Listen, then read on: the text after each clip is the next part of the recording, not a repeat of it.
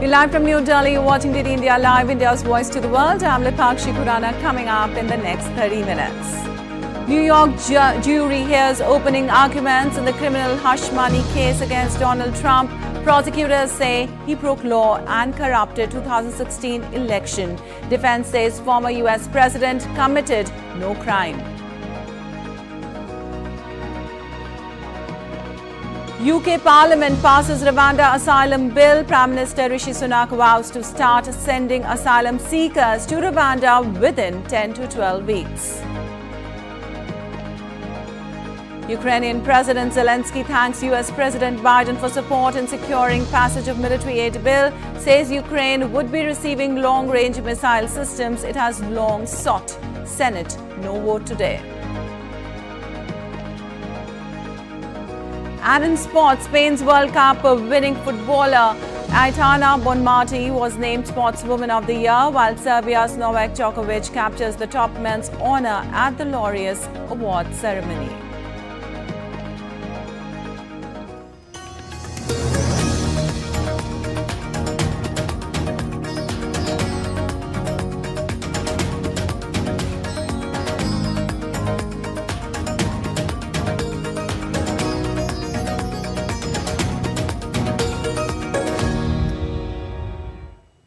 Well, on to the details now. Witness testimonies have begun in Donald Trump's trial for criminal hush money payments, facing 34 charges in connection to allegations of paying off an adult film star before the 2016 election.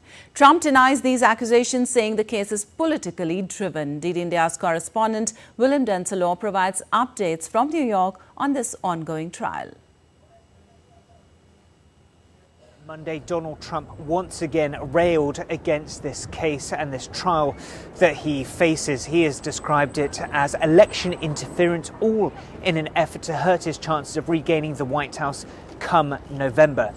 Monday saw opening statements in this trial.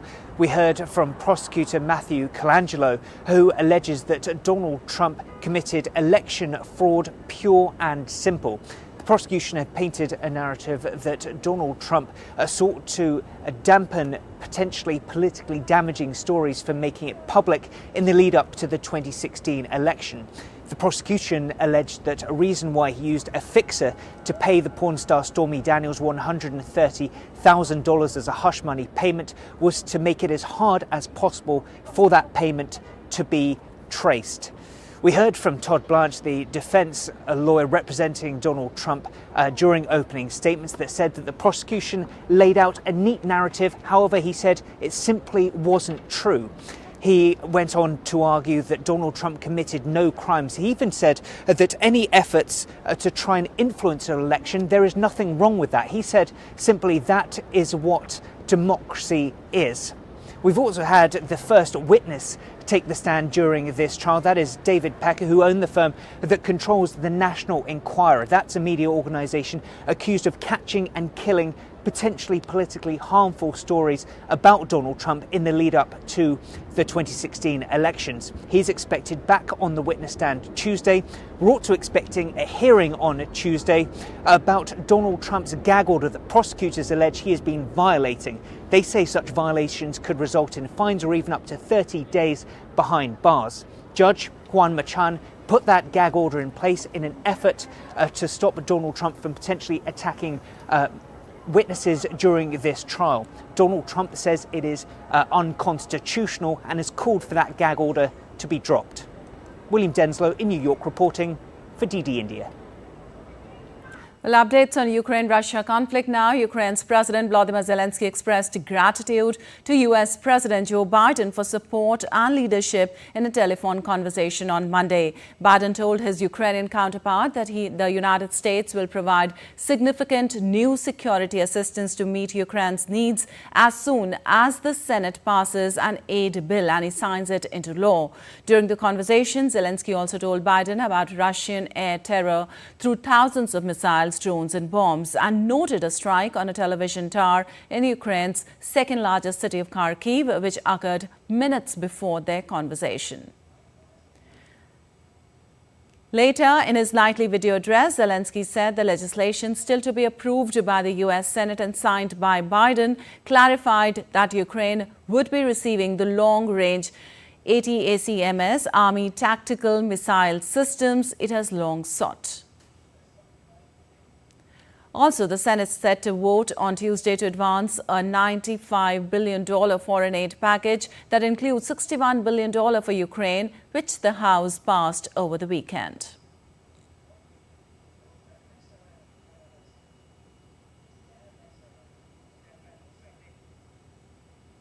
Well, a Russian air attack on Ukraine's second biggest city, Kharkiv, hit TV broadcast infrastructure, prompting disruptions with the signal. The 240-meter television tower in Kharkiv broke in half and fell to the ground after the attack on Monday. Regional Governor Ole Sionhubov said there were interruptions to the digital television signal, adding that no casualties were reported because workers were in shelters.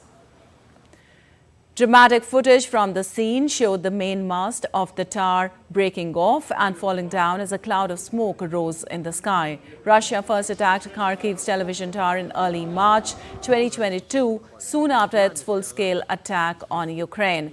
Moscow has recently stepped up its attacks, while Ukraine is suffering a shortage of air defense capabilities. Kharkiv and the surrounding region have experienced the most intense strikes.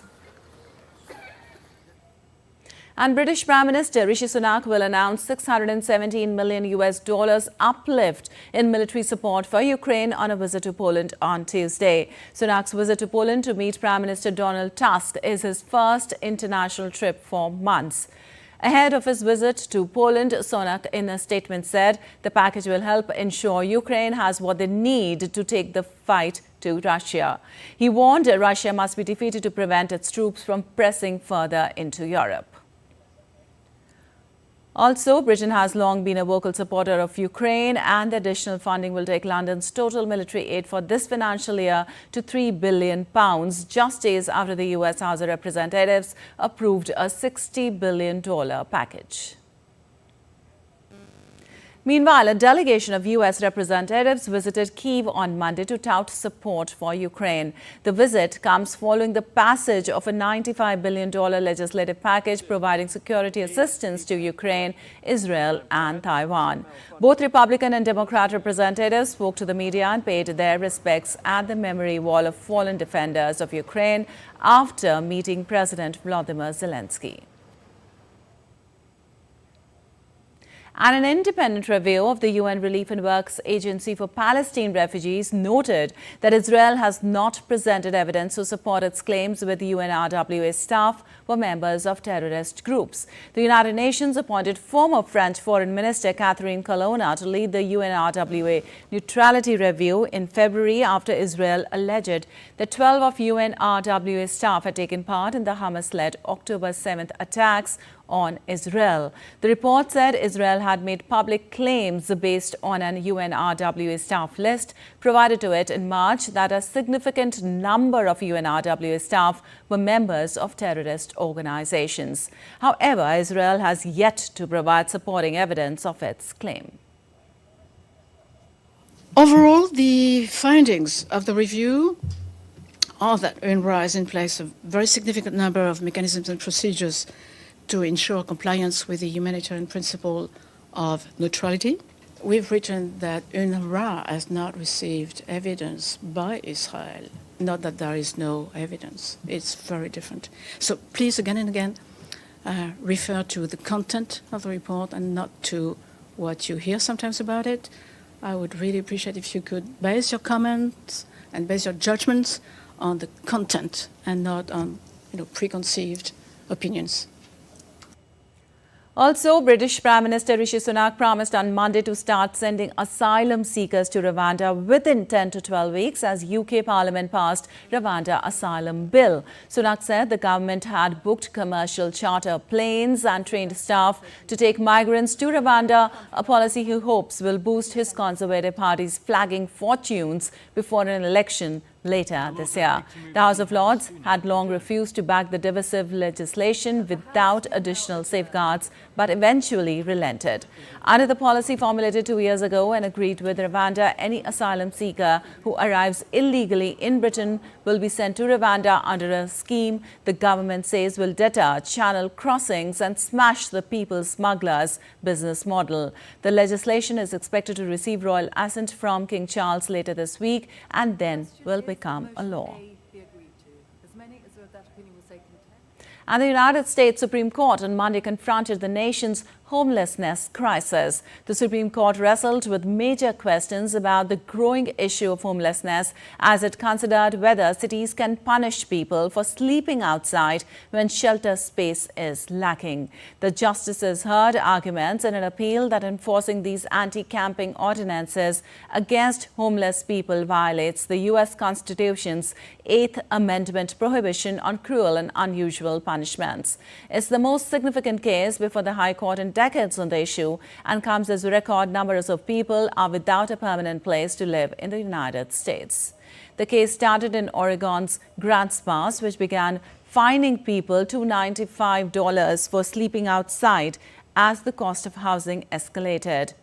According to U.S. government estimates, on any given night in the United States, more than 600,000 people are homeless. And Iraq and Turkey signed a strategic framework agreement that will oversee security, energy and economic cooperation between both the countries. Iraqi Prime Minister al-Sudani announced on Monday alongside Turkish President Erdogan, who was in Iraq for an official visit. Erdogan also met with President and Prime Minister of the Kurdistan region in Iraq. Erdogan's long-awaited visit is the first by a Turkish leader since 2011 and follows years of strained relations. Erdogan and Iraqi Prime Minister Mohammed Shia al-Sudani oversaw the signing of a four-way memorandum of understanding between Turkey, Iraq, Qatar and the United Arab Emirates for joint cooperation on Iraq's $17 billion development road project. Iraqi and Turkish officials said more than 20 memorandums of understanding were signed during Erdogan's one-day visit. And Oman's Sultan Haytham bin Tariq arrived in the UAE on Monday, where he met with Sheikh Mohammed bin Zayed Al Nahyan, President of the United Arab Emirates. The Gulf leaders convened for an official meeting at a session held at Qasr Al Watan in Abu Dhabi, the capital of the UAE. The two leaders discussed bilateral relations as well as regional matters. Tariq has embarked on a two-day state visit to the UAE, arriving amidst ongoing recovery efforts in both countries following devastating flash floods and unprecedented rainfall. And Solomon Islands faces a tense wait for an election result after opposition parties pulled ahead of incumbent Prime Minister Manessa Sogavare's party, as counting on Tuesday showed independents will be key to forming the government. Independents and micro parties hold 16 seats, and Sogavare's R party will also seek to win independent support in the race to find the 26 seats needed to form government. The election is being watched by China, the US and neighboring Australia because of the potential impact on regional security. Police and defense forces from Australia, New Zealand, Papua New Guinea and Fiji are assisting with election security. And US President Joe Biden on Monday announced $7 billion in grants for residential solar projects to power nearly 1 million low-income households. Marking Earth Day celebrations, Biden revealed the funding in a speech at a national park in Virginia. The $7 billion of solar funding included in Biden's climate change law. The Inflation Reduction Act will create 200,000 jobs and save households about $400 a year. He also announced that applications are open to join the American Climate Corps, a program to prepare young people for jobs in climate-related industries. $7 billion from our Inflation Reduction Act. And news from around the world now. Hundreds of indigenous people gathered in Brazil's capital on Monday for a 5-day protest camp to defend their land rights and discuss rights and policies for indigenous people. Warriors in feathered headdresses danced, chanting ritual songs on the first day of mobilization. A Canadian train on the fire barreled towards the country's downtown area late Sunday night. Several of train's cars erupted after wooden railway ties inside the cars caught fire. No casualty was reported. Authorities are investigating the cause of the accident.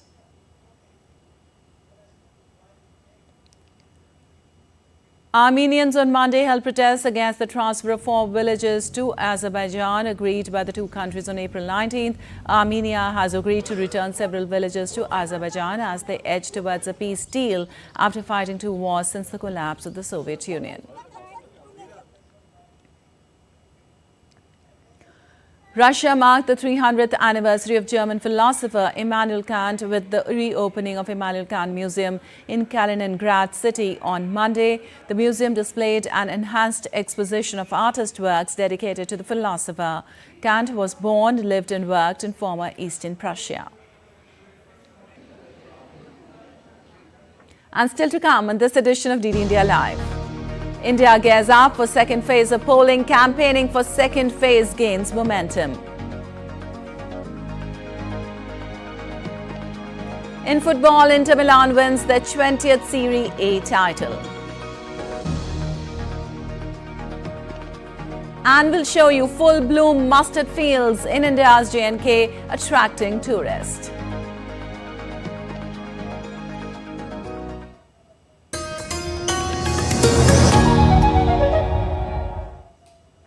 Hype versus facts. In-depth news and analysis with experts who will help you decide why this election matters. DD India is the main election headquarters with numbers most accurate, data most reliable, and viewership across the platforms. Stay tuned to the Great Indian Election only on weekdays at 8:30 p.m. IST and 1500 hours GMT.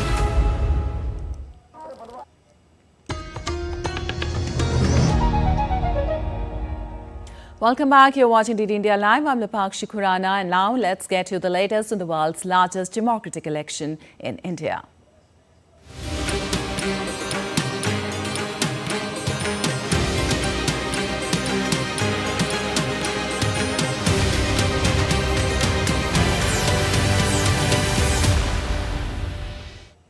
Well, political parties in India are gearing up to woo voters in their favour as second phase of general elections 2024 nears. India's Prime Minister and Bharatiya Janata Party's senior leader Narendra Modi will address public rallies in the central state of Chhattisgarh and northwestern state of Rajasthan today. Union Defence Minister Rajnath Singh will address a public gathering in northern state of Uttar Pradesh and eastern state of Bihar. While Home Minister Amit Shah will participate in public rallies in eastern state of West Bengal, southern city of Bengaluru and western state of Maharashtra. Where is BJP President JP Nadda to address public meetings in central state of Madhya Pradesh? Uttar Pradesh's Chief Minister Yogi Adityanath will also hold a road show in the state's western city of Meerut.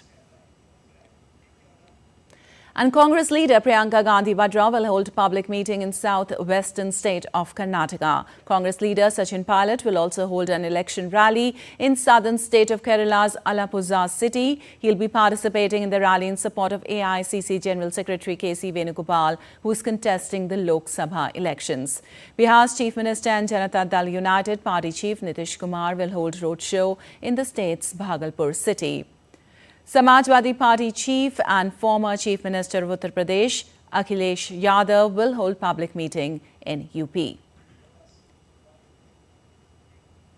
As the election fever grips in the northern part of Bihar, let us take a look at this story of the Makhana farmers that makes up more than 25% of the voters in this region. DD India's Dibyendu Mondal visited the Makhana of Foxnut farms in Katihar and Purnia in Bihar to understand how it is done and what are the issues they face. Take a look at this special report. You must have heard about Makhana, which is also known as foxnuts and is trending across the world. But do you know where these Makhanas are cultivated? It's in the city and town of Katihar. And if you can see behind me, these are the farmlands where the world famous foxnuts or makhanas are made, and you can see it in stores or in your drawing room. Let us look at this deep dive into the story of makhana from Bihar. The region around Katihar and Purnia constituency in Bihar is known as the maize and the makhana bowl of India. But what goes behind the farming and making of these makhanas that you enjoy in your home is tedious labor of over 6 months. Foxnut farming has been done here for 40 years, which results in more profit in a short period of time. But thousands of laborers who work on these muddy ponds, they earn a meager rupees 250 to rupees 350 a day. I will vote only for those who will benefit us. Why should we vote for those who will not provide any benefits? The growing demand of this superfood across the world has brought in more people here. The foxnut of this place is famous because the soil here has a very good balance. It is a 2-crop soil. It yields a large harvest. The crops are good. After the labor of around 5 months, the crops are ready to be harvested in the monsoon season of June and July. More than 25,000 quintals of makhana are produced and exported daily during the monsoon season from Katihar alone, giving a business of 20 million rupees every day to this region. These makhanas of Katihar that you get across the world is world famous, as we said in the beginning, but these factories are currently closed, of course, because the processing season is yet to begin. But majority of the farmers here think that it is a prospective business, and the government has helped them promote this makhana across the world. And this makhana that you see will decide the fate of the candidate that is contesting from the Katihar constituency. With camera person Jagmohan Pradhan, this is Dibyendu Model from Katihar for DD India. And now let's take a look at other stories making news today. Security tightens after a man was shot dead by identified as Mohammad Razak persons on Monday evening in India's Jammu and Kashmir Rajouri. Security forces were seen conducting random checks of vehicles and frisking of people following the incident. Forces have cordoned off the area and an investigation has been initiated to nab the attackers. Professor Naima Khatoon becomes first ever woman to be appointed as the new Vice-Chancellor of 123-year-old Aligarh Muslim University. According to the official AMU notification, Naima Khatoon has been appointed as the Vice-Chancellor of AMU for a period of 5 years. Devotees offer prayers and take a holy dip in the Saryu River on the occasion of Chaitra Purnima in India's Ayodhya. The full moon day of Chaitra month, also known as Chaitra Purnima, holds a significant importance in the Hindu calendar, marking the first full moon of the Hindu New Year.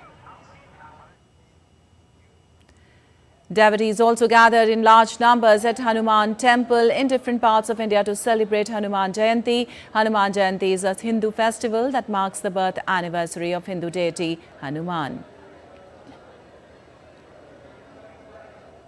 And on to some sports news now. Spain's World Cup winning midfielder Aitana Bonmati was named the Sportswoman of the Year, while Serbia's Novak Djokovic captured the top men's honour at the Laureus Awards ceremony on Monday. Bonmati has previously cemented her place at the top of women's football by winning FIFA's The Best Ballon d'Or and the World Cup MVP, among other accomplishments. Meanwhile, 7-time Super Bowl champion Tom Brady handed Djokovic his 5th Laureus Award after the top-ranked tennis player enjoyed a remarkable 2023.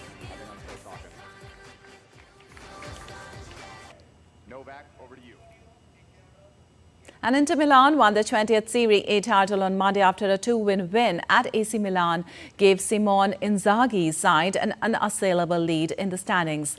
Inter have suffered only one league defeat this season, holding a 17-point advantage over second-placed Milan with 5 matches remaining. A header from Francesco Acerbi in the 18th minute and well-placed low shot from Marcus Thuram 4 minutes after the break were enough for Inter to claim victory. And the full bloom of mustard fields in India's Jammu and Kashmir attracts tourists and serves as a mesmerizing spectacle that entices tourists to behold the region's natural charm and scenic beauty. Tourists stop to the field to admire the beauty of the yellow mustard fields.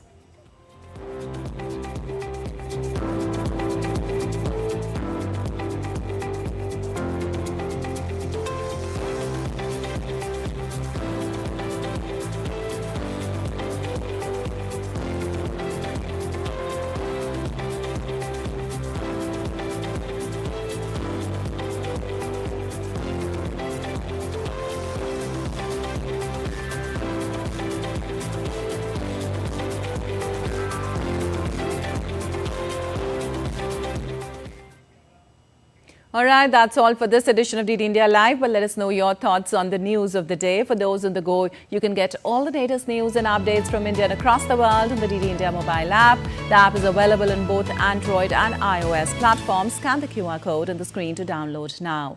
We'll be back with more news as it breaks here on DD India. I'm Lipakshi Khurana from all of us here in Delhi. Thanks for watching DD India Live.